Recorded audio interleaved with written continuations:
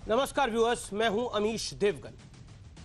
आज आर पार में बहस नहीं होगी क्योंकि यह वक्त बहस करने का नहीं है। जरूरत है कि हम सब अपने अपने स्तर पर अपनी जिम्मेदारी को बखूबी निभाएं, क्योंकि आज अगर कोरोना बेकाबू हो चुका है तो हम सब इसके जिम्मेदार हैं। हम सबको ईमानदारी से सोचना होगा कि क्या हमने मास्क पहनने के नियम को ईमानदारी से निभाया, क्या हमने 2 गज की दूरी का नियम ईमानदारी से निभाया, क्या हम बेवजह घर से बाहर निकलने से बचे, क्योंकि कोरोना के खिलाफ यही हमारा हथियार था। लेकिन आज कोरोना के आंकड़े डरा रहे हैं। इसलिए मैं आपसे हाथ जोड़कर विनती करता हूं कि अपने देश के लिए, अपने परिवार के लिए आज का आर पार जरूर देखिए, क्योंकि आज आर पार में देश के दिग्गज डॉक्टरों के साथ सबसे बड़ा संवाद होगा, सबसे बड़ी चर्चा होगी, और यही चर्चा आपको कोरोना की इस बेहद खतरनाक दूसरी लहर से बचाएगी।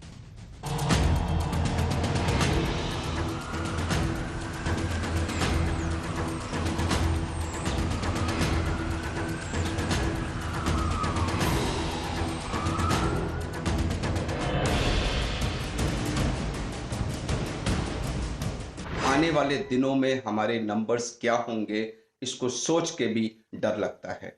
एज ए डॉक्टर मैं अभी पुनः सबसे यह अपील करना चाहूंगा कि चेन ऑफ ट्रांसमिशन को तोड़ना हमारी सबसे पहली प्राथमिकता होनी चाहिए। हर व्यक्ति को इस समय पॉजिटिव मान के चलिए और जितना डिस्टेंस आप उससे मेंटेन कर सकते हैं मेंटेन करिए। इस बिगड़े हालात के लिए कोई एक बड़ी वजह नहीं है, हम सब इसके जिम्मेदार हैं। पूरे देश में 100 लोगों की जांच होने पर करीब 15 लोग की पॉजिटिव रिपोर्ट आ रही है।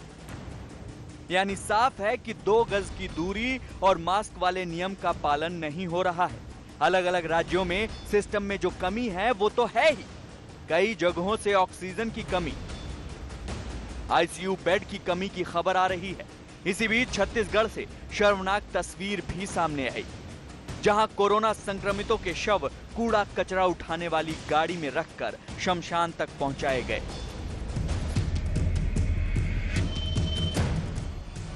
महाराष्ट्र के उस्मानाबाद में प्रशासन ने कोविड के चलते जान गंवाने वाले 19 शवों का अंतिम संस्कार एक साथ ही कर दिया। हालांकि इस डरावनी स्थिति में भी राहत की बात यह है कि कोरोना के ज्यादातर मरीजों को कोई गंभीर परेशानी नहीं और उनका इलाज घर पर भी मुमकिन है। बहुत कम मरीजों को हॉस्पिटल, ऑक्सीजन या आईसीयू की जरूरत पड़ रही है। कोरोना की जो सेकंड वेव है उसको आप किस तरह से देखते हैं, क्योंकि काफी स्थिति काफी खराब हो गई है, काफी ज्यादा केसेस बढ़ गए हैं, लगातार केसेस बढ़ते जा रहे हैं। What you have to say about it? See, all said and done, with all vaccination and other programs, we will have to follow the strict protocols as far as to contain the infection is concerned. कहीं ना कहीं complacency आ गई और वो society में general I है। Society को उसको वापस उसको स्थापित करना पड़ेगा, इसलिए हेल्थ प्रोटोकॉल्स को ज्यादा से ज्यादा लागू हो, इसकी हमको चिंता करनी है। अब शमशान घाटों पर संख्या लोगों की बढ़ी हुई है, लोगों को ऑक्सीजन नहीं मिल पा रही, इसको आप कैसे देखते हो? इलाज की व्यवस्था में लगातार हम बिस्तर बढ़ाते जा रहे हैं। पिछले 5 दिनों में हमने 5700 से ज्यादा बिस्तर बढ़ाए, ऑक्सीजन बेड भी बढ़ा रहे हैं। परिस्थितियां कठिन है, भारत सरकार का पूरा सहयोग मिल रहा है हमें। सबसे बड़ी बात यह कि 2 गज दूरी, मास्क और सैनिटाइजर के हथियार से हम सब मिलकर कोरोना को मात दे सकते हैं। लेकिन सवाल है, आखिर कोरोना का यह कहर कब थमेगा? मेरे साथ डॉक्टर नरेश त्रेहन साहब जुड़ रहे हैं, एमडीए मेदांता अस्पताल के, उनका स्वागत है। मेरे साथ डॉक्टर पीएन अरोड़ा जुड़ रहे हैं जो कि एमडी है यशोदा ग्रुप ऑफ हॉस्पिटल्स के, उनका स्वागत है। मेरे साथ पद्मश्री पद्मभूषण डॉक्टर अशोक सेठ है, उनका स्वागत है, जो चेयरमैन है फोर्टिस हॉस्पिटल के। मेरे साथ इस चर्चा में डॉक्टर राजेश पारिक जुड़ रहे हैं, डायरेक्टर है जसलोक हॉस्पिटल महाराष्ट्र मुंबई के, उनका भी स्वागत है। देखिए, मेरा मानना है कि आज का ये दिन, ये आर पार का कार्यक्रम देश के अधिकतर लोग देखते हैं, और आज का ये संवाद में मैंने किसी नेता को आमंत्रित नहीं करा, किसी मुख्यमंत्री को आमंत्रित नहीं करा, किसी केंद्रीय मंत्री को आमंत्रित नहीं करा, लेकिन आमंत्रित करा है अपने देश को, उन योद्धाओं को कि जो इस समय बताएंगे हमारी परिस्थिति कहां खड़ी है। मैं अशोक सेठ का रुख करता हूं। अशोक जी, मैं सीधा रुख आपका करता हूं और आपसे जानना चाहता हूं, हम समझ नहीं पाए या हम समझ चुके थे, हम बच नहीं पाए? एक तो इम्पॉर्टेंट बात ये कहूँगा कि कंप्लेसेंसी ज़रूर हुई है और हर तरीके से हुई है, ये ब्लेम गेम नहीं है। बट हमें ये भी समझना है कि हम सोचते थे या हमारी पब्लिक सोचती थी या हमारे को कन्वे किया गया इस तरीके से कि जैसे हमने एक जंग जीत ली है, ये कोरोना हमारे देश में बहुत कम हो गया है, चला गया है, और हमारी जो नीतियां हैं, जो हमने पॉलिसीज़ बनाई, उसकी वजह से हम देखिए दूसरे कई कंट्रीज से बहुत अच्छे हो गए हैं। मेरे को याद है सितंबर अगस्त जो लास्ट ईयर में लोग डरे हुए थे, भयभीत थे। इनफैक्ट उनको काफ़ी इंफॉर्मेशन मिल गई थी कि कोरोना से कैसे बचना है, और फिर जो हुआ कंप्लेसेंसी, कैजुअलनेस, केयरलेसनेस, वो हर तरीके से हर तरफ हुआ। यस, ये ज़रूर था कि हमें आइडिया था कि करना क्या होगा, बट ये जो वेव आई है, सबने सोचा कि धीरे धीरे अगर आया भी तो धीरे धीरे आएगा, बट हमने वेस्टर्न फॉलो नहीं किया। हमने ये नहीं देखा कि वेरिएंट्स आ सकते हैं, म्यूटेशंस आ सकते हैं जो इतनी ज़्यादा तेज़ी से बढ़ेंगे कि हम उसको कोप नहीं करेंगे। और वही हुआ है कि इस टाइम पिछले 2 हफ्ते में, 3 हफ्ते में ये एक ऐसी वेव आई है जो कि बढ़ती ही जा रही है, और हमारी सब जो भी पॉलिसीज़ थी वो इस हिसाब से फेल हो रही हैं क्योंकि हम वो उसके लिए प्रिपेयर्ड नहीं थे। जी, त्रेन साहब मेरे साथ हैं। त्रेन साहब, अभी अशोक सेठ साहब कह रहे थे कि कंप्लेसेंसी सिस्टम में आ गई थी, लेकिन मैं आपसे बड़ा स्पष्ट पूछना चाहता हूं, आपका अनुभव लंबा है, आखिरकार नया स्ट्रेन क्या इतना खतरनाक है कि इससे बचा नहीं जा सकता? क्योंकि लोगों में डर जरूरी है, क्योंकि वो मास्क डाले, 2 गज की दूरी बनाए रखे, लेकिन ये नया स्ट्रेन इतना खतरनाक क्यों है और ऐसा क्यों फैल रहा है? लोग ये भी जानना चाहते हैं, क्या हमारी पुरानी दवाइयां इन पर नहीं असर कर रही हैं?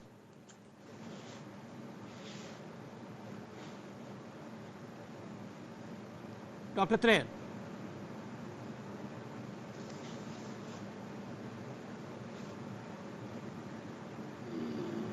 डॉक्टर त्रेन, you are getting me? Naresh ji, आपको मेरी आवाज मिल रही है? ये देखो, ये सिचुएशन जो है बहुत सीरियस है। इतनी सीरियस हो गई कि सारे हॉस्पिटल्स कई सिटीज में फुल हो गए, पेशेंट्स को एडमिशन नहीं मिल रहा और पब्लिक परेशान है। और पब्लिक इस परेशानी में यही सोच रही है कि शायद डॉक्टर अपना काम नहीं कर रहे, हॉस्पिटल अपना काम नहीं कर रहा। काम तो सभी कर रहे हैं, ये तो जंग है हमारी इस वायरस के, और हम सबको इकट्ठे होकर मिलके इस पे लड़ना है। ये जरूर बात है कि जो म्यूटेशन हुआ है इसकी वजह से कितना हुआ है, और जो पब्लिक इवेंट्स हो रहे हैं उसकी वजह से कितना फैला है। तो आप देखेंगे कि कई चीजें हुई हैं जो इकट्ठी आ गई, जैसे कुंभ आ गया, रमजान आ गया, इलेक्शंस हो रहे हैं। सो ये सब चीजें मिलके और पब्लिक को ऐसा एहसास हुआ कि भाई अब तो ये कोरोना चला गया है, तो हम अपनी बड़ी बड़ी पार्टियां या शादियां या गैदरिंग में जाने लगे बिना मास्क के, लोग बाजार में जाने लगे बिना मास्क के। तो उसकी वजह से भी बहुत फैला है, और उसका ये भी कारण है कि जहां जहां म्यूटेशन हुई है और जो नया वायरस है, जैसे वो डबल म्यूटेशन वाला है या जो यूके से आया है या ब्राजील से आया है, उसमें प्रोपेंसिटी है, डबल प्रोपेंसिटी है फैलने की। तो इसीलिए इसका मतलब क्या हो? इसका मतलब एक ही है कि पब्लिक को ये समझना है कि उनका बहुत बड़ा हाथ है इसको रोकने के लिए, जिसको हम पर्सनल लॉकडाउन कहते हैं। आप वही काम करें और वही जाएं, और भी पूरा मास्क हाइजीन लेके करें, पूरी डिस्टेंस रखें पूरा। जहां आपको जरूरी जाना है, जहां जरूरी नहीं जाना वहां बिल्कुल बंद कर दें, घर में रहें। जो व्यूअर्स इस समय देख रहे हैं कि कोई भी हॉस्पिटल, जिस हॉस्पिटल में आप जा रहे हैं और आपको लग रहा है उस हॉस्पिटल में जगह नहीं है, वाकई जगह नहीं है, वाकई समस्याएं हैं, वाकई बेड्स की कमी है, लेकिन सबको अस्पताल जाने की आवश्यकता भी नहीं है, यह भी महत्वपूर्ण है। डॉक्टर पीएन अरोड़ा, मैं आपका रुख करता हूं। देखिए, एक है इलाज, दूसरा है मैनेजमेंट। बहुत कहा जा रहा है कि ऑक्सीजन की भी कमी है, और रिपोर्ट्स भी हम लगातार देख रहे हैं, ऑक्सीजन की कमी है, वेंटिलेटर्स की कमी है, लेकिन क्या सबको अस्पताल जाने की आवश्यकता है? क्या जैसे ही कोविड हो अस्पताल की तरफ भागना चाहिए? लोगों को यह समझना पड़ेगा कि हर किसी को हॉस्पिटलाइजेशन की आवश्यकता नहीं है। डॉक्टर अरोड़ा। देखिए अमीश जी, ना तो हर पेशेंट को हॉस्पिटल जाने की आवश्यकता है। 90% पेशेंट्स हमारे बिना हॉस्पिटल जाए ठीक हो रहे हैं, होम आइसोलेशन से ठीक हो रहे हैं। ऑक्सीजन की कोई कमी नहीं है। एविल लीडरशिप के अंदर आप जितना हेल्थ वर्कर्स को, फ्रंट लाइनर्स को वैक्सीनेशन हो गया था, उससे इतनी एडवांटेज हुई है कि जिस तरीके से मासेज में हेल्थ वर्कर्स लास्ट टाइम बीमार पड़े थे, इस बार ही उसका मात्र 5% हेल्थ वर्कर जो है बीमार पड़े हैं जी। और उनकी भी जो सीवियरिटी है बहुत कम है। तो जिस तरीके से वैक्सीनेशन प्रोग्राम हुआ, उससे हेल्थ वर्कर्स को बहुत एडवांटेज मिला और वो बहुत अच्छे से अपनी सर्विसेज को दे रहे हैं जी डॉक्टर। और गैस ऑक्सीजन की कोई कमी नहीं है इस टाइम, और हर पेशेंट को हॉस्पिटल की जरूरत नहीं है, हॉस्पिटलाइजेशन की कोई आवश्यकता नहीं है।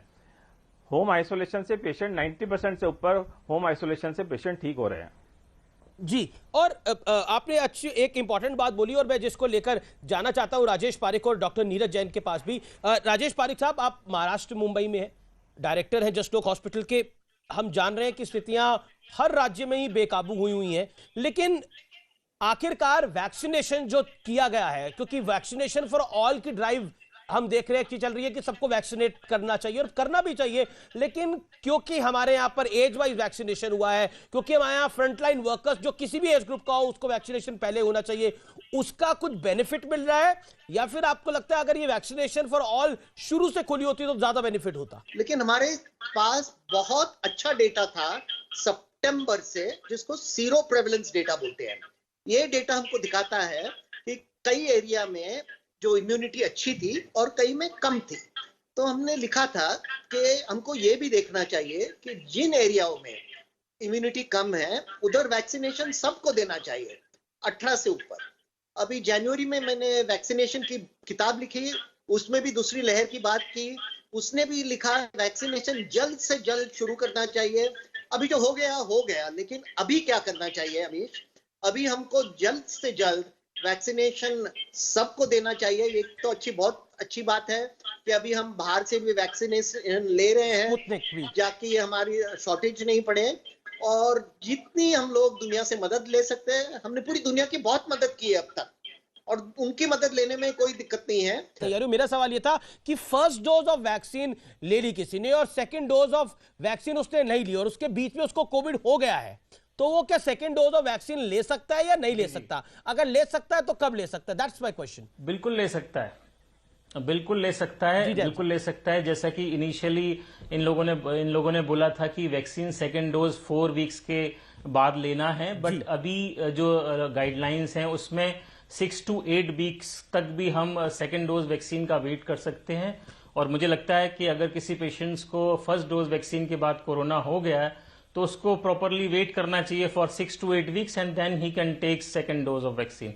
ही शुड टेक। यानी अगर फर्स्ट डोज ऑफ वैक्सीन आपने ली और उसके 15-20 दिन में आपको कोविड हो जाए तो सेकंड डोज का 6 हफ्ते का गैप रखना चाहिए या फिर वो 2 हफ्ते का गैप रखना चाहिए, या कोविड ठीक होने के बाद 4 हफ्ते का गैप? 6 हफ्ते का डोज ऑब्वियसली कोविड ठीक होने का हमें वेट करना है, और 6 to 8 वीक के बाद, फर्स्ट डोज की 6 to 8 वीक्स के बाद हम सेकंड डोज आराम से ले सकते हैं। मैं डॉक्टर त्रेहन का रुख करता हूं। डॉक्टर त्रेहन, आपका अनुभव है और हमने भारत में कोविड की फर्स्ट वेव को भी हराया था, क्या आपको लगता है, क्योंकि एक एस्टिमेट ये लगाया जा रहा है कि हम 5 लाख से ज्यादा केसेस पे अप्रैल में ही पहुंच सकते हैं, जो कि बहुत ही भयावह स्थिति होगी देश के लिए भी और देश के मेडिकल इंफ्रास्ट्रक्चर के लिए भी। अभी हम देख रहे हैं कि कितना स्ट्रगल मेडिकल इंफ्रास्ट्रक्चर को करना पड़ रहा है, इसको आप कैसे लेते हैं? यहां से आप कोविड की पीक आपको लगता है हो चुकी है या अभी और होगी सेकेंड वेव? देखिए, ये आपका जो सवाल है इसके 3 पहलू है। जी सर। पहली बात तो ये है कि ये जिस हिसाब से ये बढ़ रही है, ये अगर जो आप स्पेनिश फ्लू का कोर्स देखेंगे जो 100 साल पहले हुआ था, उसमें भी सेकेंड वेव जो थी वो बहुत डबल रफ्तार से फैली और उसकी पीक बनी और थोड़ा प्लेटो सा रहता है, फिर वो कम होगा। इसका मतलब अगर जो ये वायरस वही तरीके का पैटर्न फॉलो कर रहा है, क्योंकि हमने सोचा पहली बार कि हमने तो डिफीट कर दिया, हमने तो हरा दिया वायरस को, अब तो चला गया, अब सब कुछ खुल जाएगा। पर ये जो हमारी सोच रही है कि हिंदुस्तान में शायद कोई अलग ही होगा, वो नहीं हुआ, क्योंकि सारी दुनिया में सेकंड वेव आई। अब तीसरी वेव भी आ सकती है, इसके लिए भी हमें चौकन्ना रहना है। दूसरी बात ये है आपकी सिंपल बात कि अगर जो आप देख रहे हैं कि 2 लाख तक पहुंच रही है तकरीबन, हमें ये पब्लिक को बड़ा क्लियरली समझाना है कि इसके 3 पार्ट्स में आप आ सकते हो। एक पार्ट ये है कि आप होम क्वारंटीन में रहें और आपकी मॉनिटरिंग करी जाए। हमें पता है आज के दिन के कौन से टेस्ट करने हैं, किस टाइम पे करने हैं, कब सीटी करना है, ये देखने के लिए कि कितनी इंटेंसिटी है। जिसकी ट्रीटमेंट घर पे हो सकती है वो सबसे अच्छा तरीका है कि ज्यादा से ज्यादा तादाद में लोग होम क्वारंटीन में रहें। अगर जो उनके घर में जगह नहीं है होम क्वारंटीन की, तो गेस्ट हाउसेस को कन्वर्ट कर दिया गया है कोविड सेंटर्स के लिए। जो होटल्स हैं उनको कर दिया गया है कन्वर्ट, तो उनको वहां पे रखना चाहिए जहां पे उनकी ट्रीटमेंट चालू रहे, पर उनको हॉस्पिटल बेड की जरूरत नहीं है, तो वो जो लोग हैं जिनको जरूरत है उनको तकलीफ ना हो। जो तीसरा है, क्योंकि आज के दिन बहुत पैनिक है, लोग अपनी ऑक्सीजनेशन लेते हैं, वो 92, 93 आ गई तो उनको सोचते हैं कि अब हॉस्पिटल जाना ही चाहिए, पर ये जरूरी नहीं है कि सब उनमें से सबको आना है। डॉक्टर्स अवेलेबल हैं, हम उनको एडवाइस दे रहे हैं, और अगर जो उनको जरूरत है तो उसी टाइम हॉस्पिटल में आए, पर अगर जो नहीं जरूरत तो वो बेड मत ऑक्यूपाई करें। बहुत इंपॉर्टेंट बात करें। मैं डॉक्टर अशोक सेठ का रुख करता हूं। डॉक्टर अशोक सेठ, इंपॉर्टेंट फैक्टर इस समय यह है कि लोग जब कोई, जैसे डॉक्टर त्रेहन बोल रहे थे कि काफी लोगों, जैसे डॉक्टर पीएन अरोड़ा ने भी बोला कि बहुत लोगों को हॉस्पिटल आने की जरूरत नहीं है, इलाज हो सकता है, इलाज घर पे भी हो जाता है, लेकिन एक्सरेस कराने हैं, सीटी स्कैन करा रहे हैं, तो पता नहीं लगता लोगों को कहां जाना है, वहां पर लंबी लंबी लाइनें लगी होती हैं। ऐसी स्थिति में जो खुद कोविड पॉजिटिव है तो बाकी लोगों को बांटेगा। ये जो समस्या है, इससे कैसे निदान पाया जा सकता है, और उसके लिए आपकी सलाह क्या है, जो इस समय लोग घर पे बैठ के आपको देख रहे हैं? देखिए, हर एक को अभी भी समझा दिया गया है कि हर एक को इस चीज़ की ज़रूरत है ही नहीं। इनफैक्ट ये भी देखा गया है कि जब ऑक्सीजन की कमी होती है तो उस वक़्त भी दवाइयाँ घर पे स्टार्ट की जा सकती हैं। होम कंसल्टेशंस अब बड़े कॉमन हो गए हैं और ये ऑफिशियल हो गए हैं, जिस पे कि होम केयर एक स्पेशलिस्ट के द्वारा होम केयर दी जा सकती है। अब फाइनली बात आई कि किस दौर पे ये ज़रूरत होती है। ये उन्हीं को ज़रूरत होती है बाय द वे, जो इतने सीरियस हो जाते हैं कि उनकी सांस उखड़ रही होती है, रेस्पिरेटरी रेट बढ़ रहा होता है और साथ साथ ऑक्सीजन सैचुरेशंस गिर रही होती है। जी अशोक जी, वो लोग अस्पताल में एडमिट होने होते हैं, और जब हॉस्पिटल में एडमिट होते हैं तभी इन चीज़ों की ज़रूरत पड़ती है। अदरवाइज तो कई लोगों के ब्लड टेस्ट की भी ज़रूरत नहीं पड़ती है, और जिनके ब्लड टेस्ट की ज़रूरत पड़ती है वो तो ईजिली घर से हो जाते हैं। तो हमें इस बात को बहुत समझना चाहिए कि आज अब बेड्स उनके लिए छोड़ने हैं जो वाकई ही सीरियस है। प्लीज, बहुत इंपॉर्टेंट बात आपने भी बोली, जो डॉक्टर त्रेहन ने भी बोली कि मास्क पहनिए, और पूरा देश भी ये इस बात को समझता है, लेकिन उसका एहसास शायद नहीं हो पा रहा। मैं पारिक साहब और डॉक्टर पीएन अरोड़ा, नीरज जैन आपके पास आता हूं। पारिक साहब, मैं बिल्कुल आपसे स्पष्ट रूप से जानना चाहता हूं, क्या आपको लगता है कि ये जो नया वेरिएंट है जिसकी बहुत बात हो रही है, ये फैल रहा है, डॉक्टर अशोक सेठ ने एक बड़ी इंपॉर्टेंट बात बोली कि ये डेडली नहीं है, फैल मल्टीप्लायर जरूर है लेकिन डेडली नहीं है। क्या आपको लगता है कि मौजूदा परिस्थिति के अंदर, क्योंकि मल्टीप्लायर इसका इफेक्ट है, लोग बीमार भी ज्यादा हो रहे हैं, जो लोग अपनी सामान्य सर्जरी सामान्य तरीके से दिखाना चाहते हैं, कई जगह हॉस्पिटल्स में वो ओपीडी बंद है, लेकिन कई लोगों को जरूरी रूप से दिखाना है, ऐसे में वो क्या करें? वीडियो कंसल्टेंसी करते हैं, लेकिन उससे भी उनका सोल्यूशन नहीं निकलता, तो कहीं ना कहीं लोग भी फंस चुके हैं। बिल्कुल, देखिए, हमको एक समझना चाहिए कि एक वेरिएंट नहीं है, कम से कम 4 या शायद 5 वेरिएंट भी सब जगह घूम रहे हैं जी। हर वेरिएंट की एक निशान रहती है। तो एक वेरिएंट है, जैसे कई यूके वेरिएंट है, वो वेरिएंट ज्यादा फैलता है लेकिन उतना डेंजरस नहीं है। दूसरे वेरिएंट है, एक साउथ अफ्रीकन वेरिएंट है, एक ब्राजीलियन वेरिएंट है, और इनमें से कुछ वेरिएंट अपने एंटीबॉडीज, जैसा ब्राजीलियन वेरिएंट है, अपने एंटीबॉडीज को डॉज करता है। और एक नया भी वेरिएंट शुरू हो गया है फ्रांस में, जो आरटीपीसीआर पे दिखाई नहीं देता है। तो अलग अलग वेरिएंट है। यस, उसी की मैं बात कर रहा था। तो कुछ वेरिएंट ऐसे भी है जो ज्यादा डेंजरस है। अभी मुझे क्या लगता है अभी होने वाला है, अब देखिए 1-2 हफ्ते में हम लोग वायरस करके नहीं बोलेंगे, हम लोग वायरसेस बोलेंगे, क्योंकि हर वेरिएंट एक अलग वायरस की तरह बिहेव कर रहा है। और ये पहले भी हुआ था, जैसे डॉक्टर त्रेहान हमको बता रहे थे कि 100 साल पहले जो इन्फ्लुएंजा की पैंडेमिक हुई थी उसमें 3 लहरें आई थी। दूसरी लहर जो आई थी वो पहले लहर से बहुत ही बड़ी थी, बहुत ही गहरी थी, और तीसरी आई थी वो भी पहले से गहरी थी। और दूसरी लहर में एक तो वर्ल्ड वॉर 1 के बाद ट्रूप्स घर जा रहे थे तो उससे भी हुआ, और ये भी हुआ कि म्यूटेंट स्ट्रेन्स आए थे। देखिए मैं आपको जल्दी एक ग्राफ दिखाता हूं, अगर आप देख सकते हैं। बिल्कुल दिख रहा है। इसको हमने अभी तक 2 बार छपा है। पहले तो हमारी जो कोरोना वायरस की किताब थी उसमें भी दिखाया था, और अभी जो हमारी नई वैक्सीन बुक निकली है उसमें भी हमने ये तीनों लहरें दिखाई है। ये 100 साल पहले हुआ था।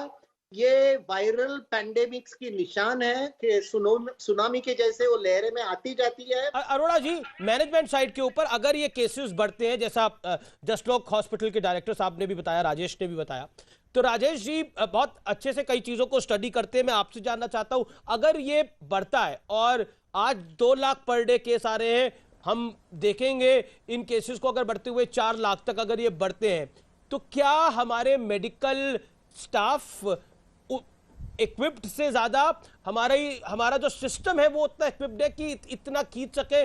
कहीं हमारे हालात इटली जैसे तो नहीं हो जाएंगे, या उससे भी खराब परिस्थिति में हम पहुंच सकते हैं? What is your view on this, doctor Arora? देखिए, हमारे डॉक्टर्स, हमारे हेल्थ वर्कर्स बहुत कॉम्पिटेंट हैं, और वो हर परेशानी को, हर तूफान को झेलने के लिए तैयार हैं। हम लोगों के यहाँ डॉक्टर्स 24-24 घंटे काम कर रहे हैं। इटली में, अमेरिका में इस तरीके के परसेप्शन नहीं है, इस तरीके की वर्किंग नहीं है। इस चैनल के माध्यम से मैं एक बात और कहना चाहूंगा कि दोनों वेव में हमें ये देखने में मिला कि ये ज्यादातर चीजें जो थी, जिस तरीके का जो ये कोरोना बढ़ा वो मेट्रोज में बढ़ा, वो रूरल में नहीं है। हम चाहे इलेक्शन रैली देखते हैं, वहां इतना नहीं है। दिल्ली के अंदर क्यों है? दिल्ली के अंदर तो कोई इलेक्शन नहीं है, दिल्ली के अंदर कोई कुंभ नहीं हो रहा है, फिर भी दिल्ली के अंदर पीक है। दिल्ली के अंदर हमारी सोसाइटी को समझना होगा कि हमें, इसका मतलब कहीं ना कहीं सोसाइटी जिम्मेदार है। इस वेव में भी, और पहली वेव में भी, सेकेंड वेव में भी, फर्स्ट वेव में भी सोसाइटी जिम्मेदार है। जब तक हम इस बात को नहीं समझेंगे, हम अपने आप को जिम्मेदार नहीं मानेंगे, तब तक हम इस तूफान को नहीं झेल सकते। हमें ये इस बात को एक्सेप्ट करना पड़ेगा कि हम स्वयं जिम्मेदार हैं। जब भी कोई इंडस्ट्री में, ऑर्गेनाइजेशन में कोई प्रॉब्लम आती है, जस्ट 1 मिनट अमीश, तो हम रूट कॉज एनालिसिस करते हैं। रूट कॉज एनालिसिस में अगर इन दोनों को आप देखें तो एक चीज कॉमन है कि हमारी सोसाइटी जिम्मेदार है। आप कहीं भी देख लें, ये मेट्रोज में है, रूरल में नहीं है। जी doctor, we have to be held responsible ourselves और कम फॉरवर्ड। जी नीरज कुछ कहना चाहते हैं, डॉक्टर नीरज जैन कुछ कहना चाहते हैं। Doctor Neeraj Jain, quickly what is your take on this? Sir मैं सिर्फ यही कहना चाहता हूं कि अभी हमें ये सोचना है कि आज हम जिस स्थिति में खड़े हुए हैं, आज से 10 दिन बाद जो परिस्थिति होगी उससे निपटने के लिए हम तैयार हैं या नहीं है। आप आज की डेट को अगर एस्टिमेट करके देखें तो आज 2 लाख पेशेंट्स नए आ रहे हैं। इनमें से अगर 15% लोगों को भी अगर हॉस्पिटल एडमिशन्स की जरूरत है, जैसा कि पुरानी आंकड़े हमें बताते हैं, तो क्या ये 30,000 लोग को हम आज से 10 दिन के बाद बेड्स दे पाएंगे? क्या हम उनको ऑक्सीजन दे पाएंगे? क्या उनको मेडिकल फैसिलिटी दे पाएंगे? तो आज की डेट में सिर्फ हमें ये सोचना है, हमें बहस में नहीं जाना है कि क्यों ये ऐसा हो गया। जो हो गया सो हो गया। अब हमें आगे ये सोचना है कि हमें इस चेन को कैसे ब्रेक करना है, और आगे हम इन पेशेंट्स को जो आज की डेट में माइल्ड हैं और उनमें से जो 15% पेशेंट्स सीरियस होने वाले हैं, तो उन पेशेंट्स को हमें कहां रखना है, कैसे हैंडल करना है। बड़ा महत्वपूर्ण पॉइंट है ये। सर, आप तमाम लोगों का शुक्रिया। Doctor Trehan, my special thanks to you doctor Rajesh Parekh, Ashok Seth, doctor Neeraj Jain, doctor Peena Arora. Special thanks to all of you कि आज आपने इतने महत्वपूर्ण दिन समय दिया और मुझे उम्मीद है कि आपके इस संवाद से लोगों को संपूर्ण फायदा होगा।